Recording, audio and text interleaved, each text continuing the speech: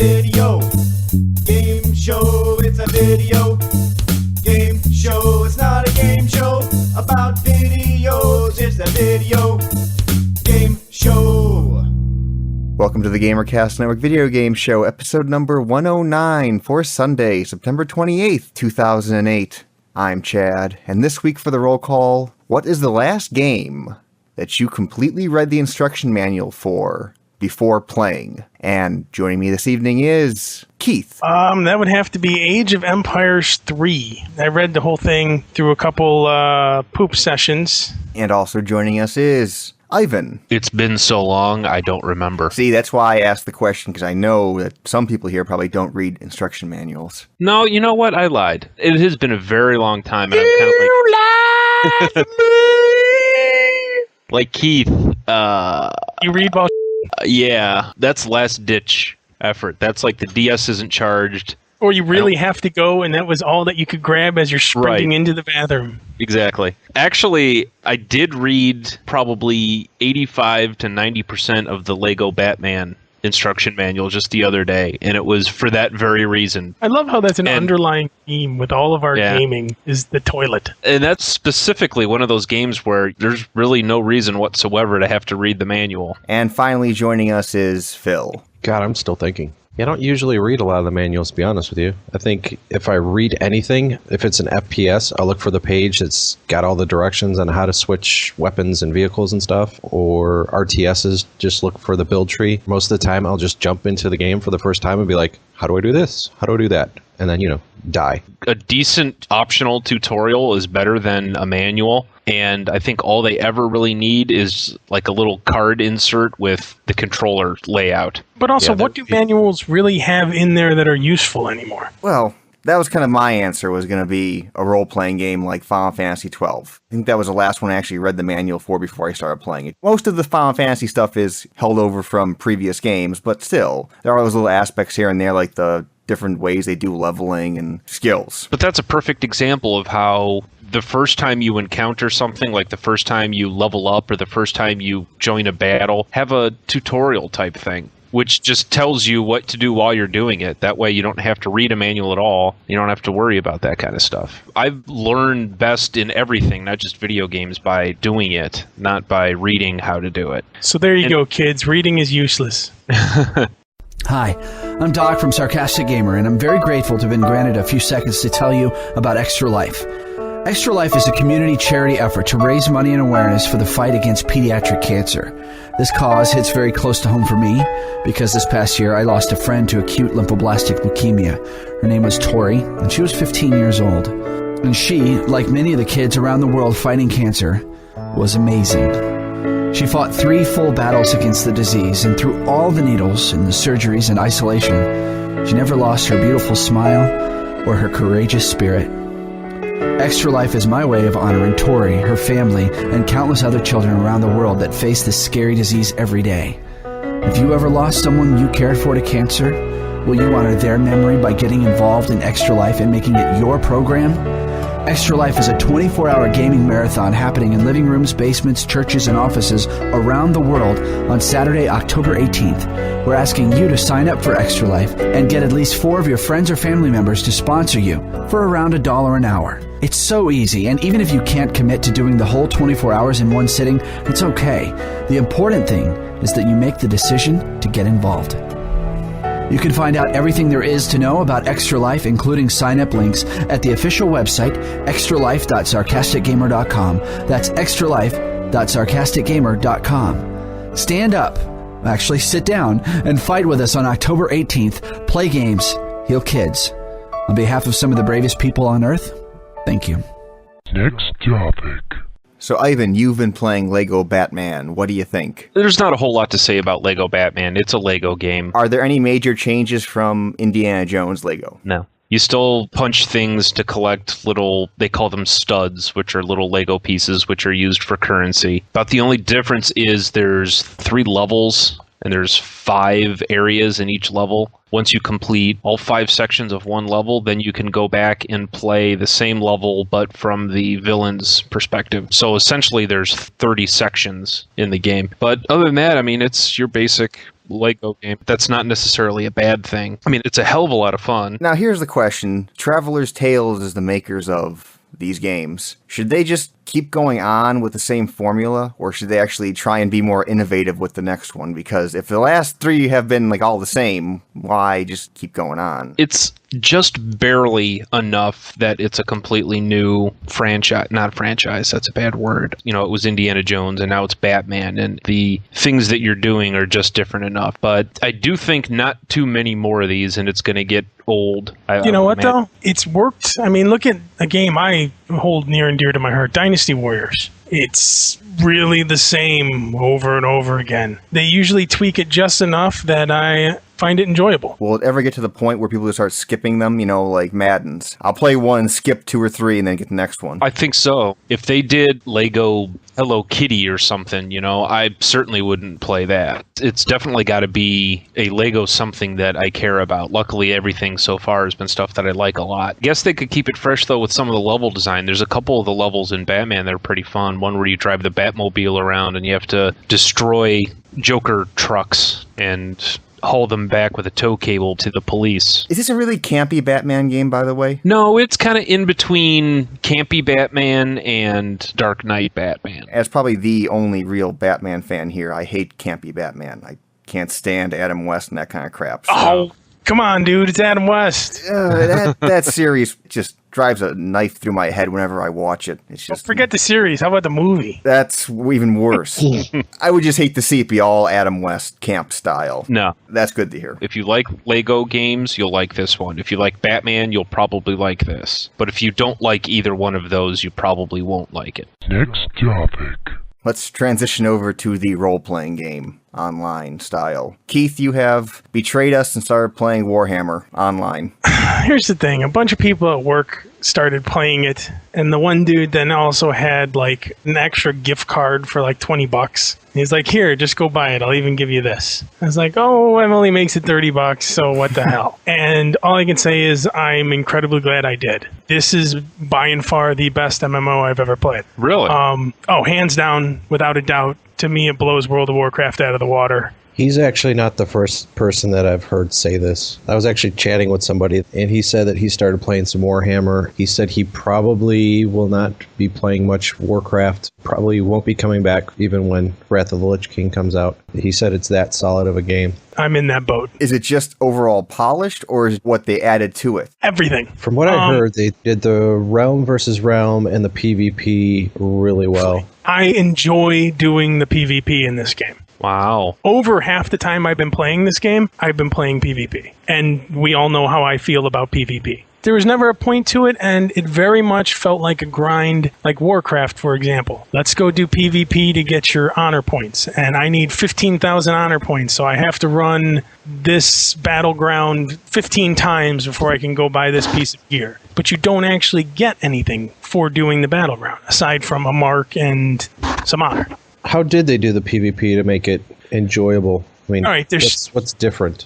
PvP actually gives you experience points. You don't have to play any of the other. You can just play strictly PvP and level up. And it's based on a culmination of like how much did you heal, how much damage you do, how many kills did you do, how many things did you take. Okay, so now here's the obvious question. How is it going to fare against World of Warcraft, do you think? I think if people try it, they will like it more than Warcraft. The biggest thing that it would have against it is, of course, the fact that people have sunk so much time and energy and effort into Warcraft. Why bother starting over? Okay, so let's turn to the World of Warcraft people here who are still entrenched in World of Warcraft. What do you think? Are you going to try it out one day? After Wrath? Before Wrath? I don't know. I'm at that point that Keith mentioned. You know, a lot of us put a lot of time and effort into Warcraft. I'm not sure I'm convinced enough or have seen enough to jump ship. I would just wait for a demo or a trial version. I mean, I can understand not wanting to run out and spend $50 for it, but if a free trial version comes out and you enjoy MMOs and Warcraft, I think you'd be foolish not to try it if they had a trial version. In my opinion, that's just being stubborn because you don't even want to try it at that time because you're afraid you're going to like it and want to go to it, is what I would view that as. Here's $1 million question for you, Keith. Can you see the Warhammer game being the game that all of us could agree on to play for a long, extended period of time and actually get some, basically, return on investment from? Could it? Yes, it could. What was the one giant thing about Warcraft that we couldn't do that with? The levels. This, while you may not be able to group and go run quests together like that, if you do the PvP stuff in Warhammer, say you join the scenario, their like battleground kind of thing, they have a minimum level thing. If you're not high enough level, it just bumps you up. And if you try to go back into it when you're ridiculously more powerful, you turn into a chicken. You turned into a chicken? A real chicken? Yeah, so if you're like level 20 and you try to go join the level 1 instance, you will be turned into a chicken. And then you run around, you have 250 hit points, and you do 1 point of damage and have no armor. And people can kill you and get credit for killing you and that kind of thing. Wait.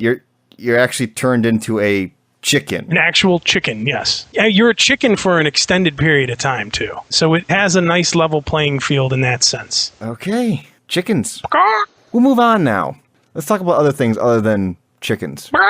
Next topic. There was a list that came out recently of the top-selling games of 2008. Now, the games in the list could have been published before 2008, but this list is only for their sales in 2008. This is separated by platform, so we have the top 5 for the 360, PlayStation 3, and Wii. What do you think the top 5 are for the Xbox 360, since this is mainly a 360 audience? GTA 4. I'm torn between GTA 4 and Madden. I'd probably say Grand Theft Auto also. I'm going to say Madden then, because you two are going with the Grand Theft Auto. It's one of the two, I would think. Okay, here are the top 5. Number 1 is Grand Theft Auto 4. Number 2, this is kind of maybe surprising, is Call of Duty 4. Oh, that's not surprising. It's kind of surprising because it came out, almost right after Halo 3 last year, and it still sold well in 2008. Yeah, and for several months in a row, it was beating Halo, in the most people playing category. Number 3 is, of course, Madden 09. Number 4 is Vegas 2. And number 5 is Army of 2. That's a good game, too, by the way. I played that with Chris while I was out there. But the interesting thing is Call of Duty 4 is on that list, yet Halo 3 is not on that list. It's because all the Halo fanboys ran out and bought it last year. But you got to keep in mind, there were, how many million of people that camped out the night that Halo 3 launched? So I'm not surprised that it's not on the list. And I guess rounding the other platforms out, PlayStation 3, number 1 was obviously Grand Theft Auto 4 as well. Number 2 was Metal Gear Solid 4.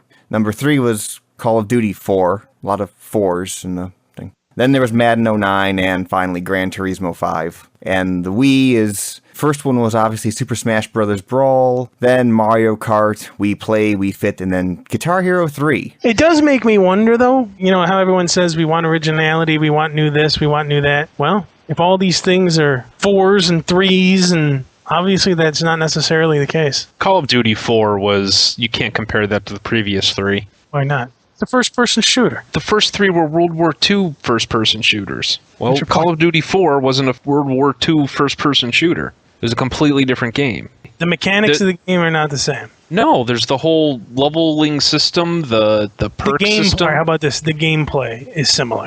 The only similarity is that they're first-person shooters. It shouldn't be called Call of Duty 4 because it has nothing to do with the previous 3. It's not even like Halo where you're in the same universe, same world, same everything. It's a first-person shooter. What's innovative about it? Yes, they have a leveling system. That's cool, but I wouldn't say that's innovative. My point wasn't that it's not innovative for first-person shooters, but it's completely new and innovative in the series. Call of Duty 4 is nothing like Call of Duties 1 through 3.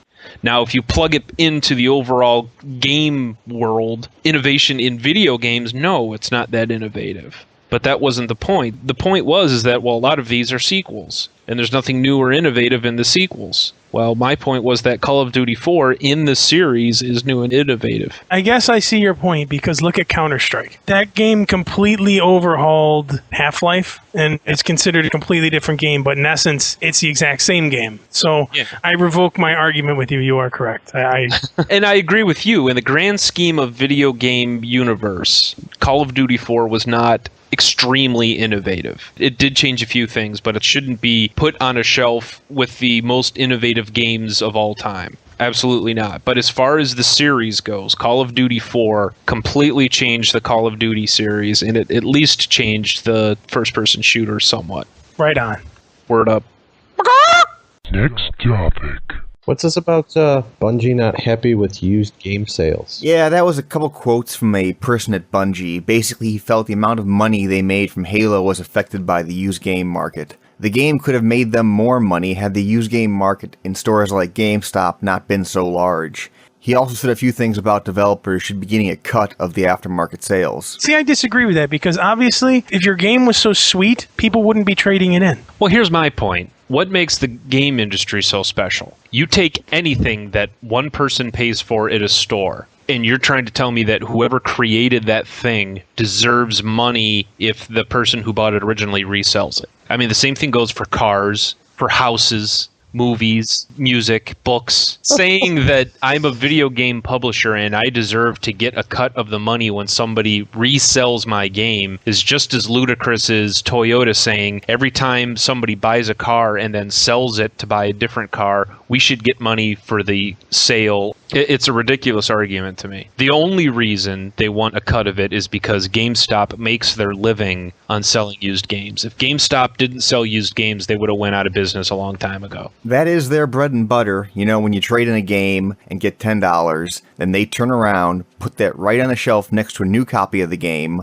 The new copy is selling for like $50, and they mark the used copy for $45. And they guarantee you that it works. So why buy the new one? They've been doing it for so long, they've actually duped people into believing that like $15 is a lot of money for a used game. They have a commercial now, 150 games for at least $15. That is ludicrous to me. So you spend $60 on a game. And they get a quarter of its price back. And you're right. Then they're going to turn around and put it on a shelf. If it's 3 months old, the new is $60, the used is $55. Yeah. But the other option is, and this is a viable option, is you go out and find a buyer for it via eBay, via Craigslist. It's a very convenient way to do things. Especially when they have their stupid little specials where you get like an extra 20%. They're raping you, but you're getting raped by a hot chick, is basically what it boils down to. Yes, you're getting raped, but you don't really mind because you're getting a benefit out of it. And if you didn't like it that much, you wouldn't be trading the game in. Well, who's to say that they are obligated to pay that money to the developers and the publishers when, I mean, they're paying money out of their pocket to buy the games from the people that want to trade them in? That's what I mean, though. It's ludicrous for them to say we deserve some of that money when nothing else on this planet... Are they saying we deserve the money, or are they just saying our sales kind of got because of this? No, the quote right here, but it seems to me folks who create and publish a game shouldn't stop receiving income from further sales. Absolutely they should. Oh, okay. Yeah, they've already gotten their retail price once. I mean, what do they need to keep getting that rehashed to them? I mean, right. So if this happens and then you apply this to everything, nobody's ever going to sell anything ever. That would destroy like flea markets, eBay. Right. Who said that? What person actually said that? What genius muttered those words? Marty O'Donnell, who is apparently Bungie's audio director. Shattered dream pie to you. The last thing, just to put the final nail in, is his point here, and that this is all going to go away anyway if digital distribution takes off, because you're not going to be able to resell your digital distributed copy of your game. Now, we all like it because we're lazy, but there are a lot of people that want the physical box in their hand. So as much as digital distribution will take off, I think they will always have to be able to have a hard copy of it somewhere. I think it would greatly benefit digital distribution if, A, it was a little cheaper than the physical distribution methods, and B, if there was a way to trade things in, to sell it to someone else, because there isn't one right now. It's very difficult. Even on Steam. You can do it on Steam, but it costs money to do it. It costs $10 to transfer a license over to somebody else for a game you bought. I mean, it is really now almost expected. When I buy a game, there are times I may pick up a game knowing full well I'm only planning on playing this for a couple months and then I'm going to go turn it in for something else. It's almost like renting a game long term. Leasing, I guess, would be a better option, wouldn't it? You're leasing the game. At least it's not like leasing a car. That costs a lot of money. Depends. You can actually figure out the whole present-future value of money, and in some cases it is actually cheaper to lease a car as opposed to buying a car. Now you're getting way too technical. I mean, don't do technical. Hey, man, it's one of those few things I actually know, so I can sound intelligent. Talk about it. All right, next topic then. Oh, foil again! Next topic. Fact or crap? We have 4 facts and 1 crap. You must tell me which one is crap. Number 1. We all remember the classic Mike Tyson's Punch-Out for the Nintendo Entertainment System. Great game. Right after it came out, there was a plan for a sequel, where you play as Mike Tyson, and you fly around the universe and fight in an intergalactic tournament. The name of the game was Mike Tyson's Intergalactic Power Punch. Number 2. So after SimCity took off initially, the sim-type games became very popular, and Maxis started making lots of them. And they made all kinds of ones, including Sim Refinery, where the player was the plant manager of an oil refinery. Number 3. At PAX, one game we noticed was the old MMO Asheron's Call, and Turbine was showing it off at one of their kiosks in their booth. And most of us here had assumed that Asheron's Call was cancelled and taken down. In fact, that's not the case. Both Asheron's Call and Asheron's Call 2 are still up and running. Number 4. From the Super Nintendo days, there was the Super Scope light gun accessory. Instead of a light gun with like a pistol, this was like a bazooka thing you held on your shoulder. Great investment. Right up there with Rob the Robot. Well, yeah, there weren't many games that came out that supported this device, but one of the few games to support the device was the Tom Clancy Super NES game Hunt for the Red October, which was of course based on the movie about submarines. And finally, number 5. So we know that Bethesda is no stranger to free-roaming action-adventure games. They made Elder Scrolls and Fallout. One of their first games was a free-roaming game where you play as Kyle Reese from Terminator to go protect Sarah Connor, and you walk around a 10-mile by 6-mile virtual Los Angeles. There you go. 4 of those are true, 1 of those is false. Which one is false? Or crap? Oy. Well done. I think I know which one it is. So you think you know which one it is. Well, we'll do you last. Any idea there, Ivan, on which one might be crap? I'll go with Mike Tyson. Sim Refinery sounds logical. Bethesda does too. Yeah, so I'm going to have to go with Mike Tyson because that's the only one that doesn't immediately sound feasible to me. I do got to say, though, Mike Tyson is one of the few people, like, if I'm going to fight someone, I wouldn't really back down from anyone. I'll just stand there and get my ass kicked. Mike Tyson scares me. Like, if he was ever mad at me, I honestly think I might hide or try to run because he's not right, man. No, he's not right. He bites your ear off. I'm not worried about the biting. I'm just worried about him caving my face in. Phil, what do you think? Which one is crap? You know what? I'm going to go with 5. I'm thinking that you might have just thrown a Terminator thing in there just because the TV show started back up recently. So I'm going to say the Terminator is crap. Okay. And finally, Keith, which one's crap? Asheron's Call 2, I do believe, went under because we played it and I think it literally went under. So Yeah, there's no fooling you there, is there, Keith, on MMOs. Asheron's Call 2 was taken down, while the original Asheron's Call is still around. we really thought that Asheron's Call 1 went under as well because Asheron's Call 2 was a much better game, but it had a couple of glaring downfalls in the sense that the high-level zone at the end, where you spend the most amount of time in, was just a barren wasteland. The other zones going up to the final zone are all lush and nice and pretty graphics, but the one where you're spending all the time in, nothing. Just a wasteland. Good way to reward the endgame players. Yes, there was going to be a Mike Tyson's Intergalactic Power Punch. However, after Mike Tyson got the rape conviction, they decided it might not sell too well. Mike Tyson's Intergalactic Rape Fest.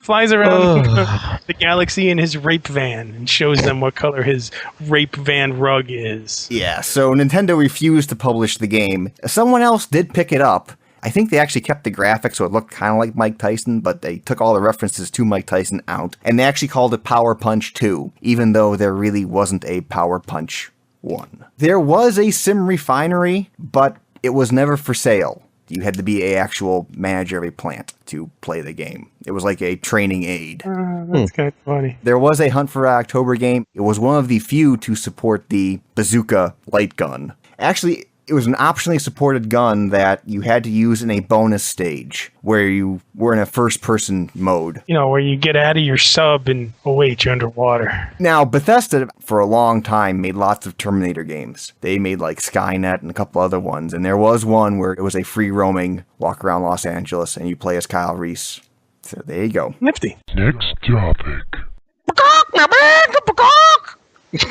Keep the chicken theme going, baby. Gotta go with the chicken theme.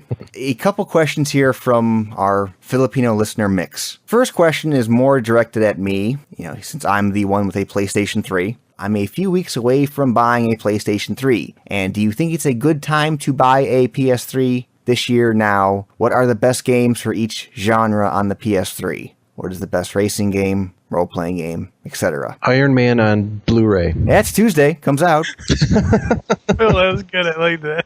Honestly, I might get a PS3 just so I can start collecting some Blu-ray movies. I just don't think it's worth it. I really just think Blu-ray is only going to be around for a few years. You know, Blu-ray movies do look really good. But back to the question. Is it a good time now to buy a PlayStation 3? Well, it sounds like you're set on buying one. So it comes down to, is there going to be a price cut? Will there be some kind of bundle coming up for the holidays or something like that? But you're in the Philippines and we're in America. And I'm not sure what happens here happens over there. The only way I could kind of see it being good to buy now is if you are kind of behind on the game scene, where you don't have Grand Theft Auto 4, you don't have Rock Band for any platform, you don't have Madden, and you're trying to bundle up a bunch of stuff with your PS3. Because I do hear that those games do look really good, and some play better on the PS3. And as for what are the better games on the PS3, well, very soon there's going to be Little Big Planet, and if people here haven't been paying attention, that game is getting rave reviews. They're in a beta right now. Everyone's just talking this game up as to how awesome it is. For the 2D platformer kind of things, that Little Big Planet's going to be huge. As for other games, an action-adventure, you have Uncharted. Resistance is an above-average first-person shooter. Metal Gear Solid 4, of course. Okay, yeah, there's cutscenes. Get over those. If you like collectible card games, I know a lot of people love Eye of Judgment. That game looks really neat. I've heard good things about it from people who do like those kinds of games. As for racing games, I can't really comment on those because I absolutely hate racing games, but people say good things about MotorStorm, Gran Turismo. But you know, if you're going to buy a PlayStation 3... There's plenty of games to buy for it. They've expanded their library to the point where there are games to go out and purchase now. It's not like when it first came out and there was nothing, and that was a huge incentive to go buy a Xbox. That's not necessarily the case anymore. But now, he has more questions. He has a question here for Keith. What up? What do you think of the Browns right now after their losses to Dallas and Pittsburgh? It's because of you that he got interested in American football. Well, hang on now. We should say that this is on Sunday, the 28th. The Browns did win. They did win today against the equally crappy team, but hey. To be completely honest, because, you know, it's the team I root for, and it's still early enough in the season to where the season isn't in jeopardy yet. When you hit the halfway point and you're not at 500, then you can start worrying. But also, the division we're in really isn't that great of a division, so there's always a shot. Yeah, I'm disappointed. I mean, I was expecting them to do better after the season they had last year. Yeah, I could live with the loss to Dallas and Pittsburgh because they are two of the favorites to make it to the Super Bowl. But for them to lose to Baltimore the way they did and the way they played against Cincinnati was, I don't know, it's got me worried. But everybody saw that they'd have a tough schedule this year. Yeah, their next game, week 6, they have New York. I root for New York, so that's one of those games where I just sit there and cheer at every play. And I do. People laugh at me because I just go, yeah, yeah, yeah. Next topic. We had a listener, Failed Legend, who is an avid listener of Sarcastic Gamer, and I guess during Hurricane Ike, he got hit by the hurricane. That must have hurt. Sorry, man. And he decided to check out other GamerCast Network podcasts, and I guess he's been listening to our show nonstop. Wow. Sorry, man, about that one. Wow. I guess on episode 36 or somewhere around there, we talked about Final Fantasy. He wanted to remind us that, of course, the first Final Fantasy was called Final because they thought that was going to be their final game. Still the best one, though. Mm-hmm. I guess he went on and listened to episode 50 where we're talking about cliches, and he was wondering, what do we think about the fact that in a lot of games, mainly role-playing games, you can just walk into people's houses and rummage through their drawers and whatnot without any repercussions?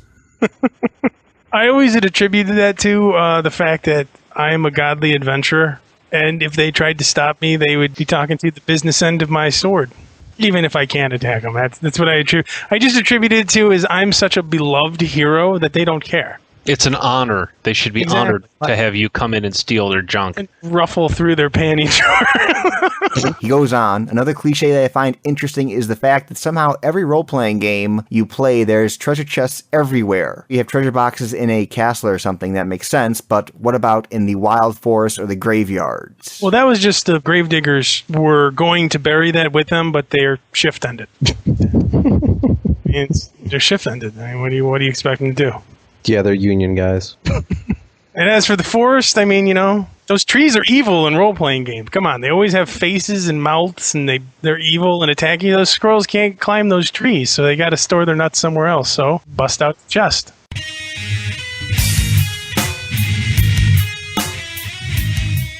That was Video Game Show episode number 109 for Sunday, September 28th, 2008. Any ham sandwiches or share dream pies to give to the world peoples? Give one to the Browns for winning against the 0-4 Cincinnati Bengals.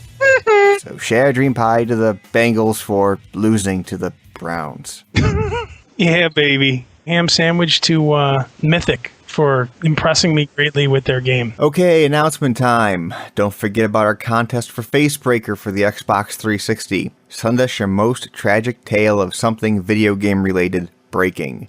And it has to be more than just your 360 red ringing. Send it to the mailbag before Sunday, October 5th. Don't forget about the GamerCast Network gaming nights on Fridays. Check out the GamerCast Network forums at gamercastnetwork.com/forums for the details. And as always, send your comments, questions, queries, concerns, or roll call question to the mailbag at mailbag@videogameshow.org. Skype us at videogameshow or call us at 320-300-GAME. That is a standard long distance call and all normal fees apply. And that's a wrap. Good night.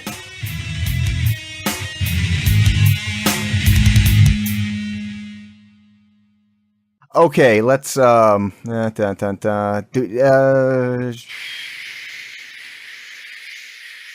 fact or crap. I thought that was static. No.